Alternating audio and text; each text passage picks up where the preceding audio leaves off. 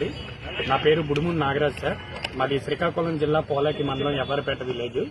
నేను ఆంధ్ర రంజీ టీం తరఫున మరియు ఐపీఎల్లో సన్ రైజర్స్ టీం తరఫున ఆడడం జరిగింది. 2019లో గోపిరెడ్డి శ్రీనివాసరావు రెడ్డి గారు మరియు అలాగే విజయసాయి రెడ్డి గారి ప్రార్థనలతో ఆనాటి స్పీకర్ అయిన కొడేల శివప్రసాద్ గారు మరియు వాళ్ళ తనయుడు కొడేల శివరాం గారి మీద చీటింగ్ కేసు పెట్టాలని నన్ను ఆ రోజు భయభ్రాంతులకు గురి చేయడం జరిగింది సార్. నాకు క్రికెట్ ఫ్యూచర్ ఎక్కడ నష్టం జరుగుతుందో అని వాళ్ళు చెప్పిన మాట విని ఆ రోజు వాళ్ళ మీద కేసు పెట్టడం జరిగింది. మరి ఈ రోజు ఆ గవర్నమెంట్ లేదు కాబట్టి ఈ రోజు లోక్ అదాలత్ ఉందని తెలిసి నేను నరసరావుపేట సిఐ గారిని సార్ ఆ రోజు నేను అన్యాయంగా అతని మీద కేసు పెట్టాను, నా కేసు రాజీ తీసుకుంటానని చెప్పడం జరిగింది. అతను లోక్ అదాలత్ ఈ రోజు ఉందని నన్ను పిలిపించడం జరిగింది సార్. నేను నరసరావుపేటని ఈ రోజు చూశాను, ఎంతో అభివృద్ధి చెందింది.